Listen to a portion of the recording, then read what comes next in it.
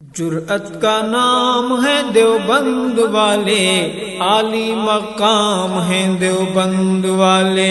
جرأت کا نام ہے دیوبند والے، عالی مقام ہے دیوبند والے۔ السلام علیکم ورحمۃ اللہ وبرکاتہ۔ حضرت علامہ پیر عطاء الرحمان صاحب بات فرما رہے ہیں۔ خیریت ہے؟ طبیعت ٹھیک ہے حضرت؟ الحمدللہ۔ کون بات؟ ظہیر احمد بات کر رہا ہوں۔ آپ کی ایک ویڈیو دیکھی، بڑی خوشی ہوئی ماشاءاللہ۔ تو میں وہ مفتی عبدالواحد قریشی صاحب کو آپ جواب دے رہے تھے، تو میں نے کہا حضرت سے بات کر لیں، تھوڑا سا پوچھ لیں تو اچھا ہو جائے گا۔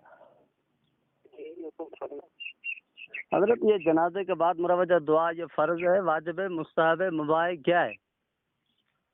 ہم مستحب سمجھتے ہیں، مستحب ہے، ثواب ہے۔ جی جی۔ اچھا اچھا۔ تو قیاس حنفیت کے اندر تو وجوب کے درجے تک لکھا ہوا ہے، جو نہیں مانگتا وہ تو جہنم میں جائے گا۔ مستحب کو چھوڑنے کی وجہ سے کیا بندہ جہنم میں جاتا ہے؟ کہاں لکھا ہے؟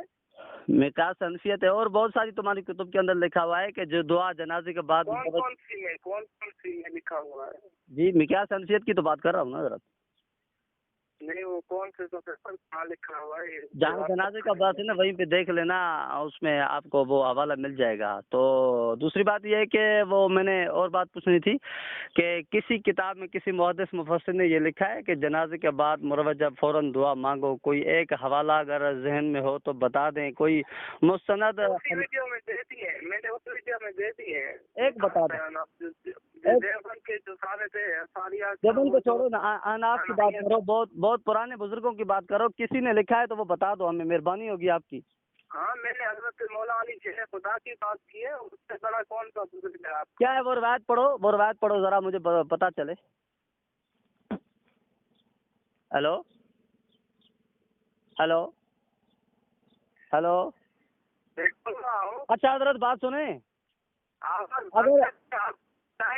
اپنی طرف سے کر کے آپ بتائیں لوگوں کو۔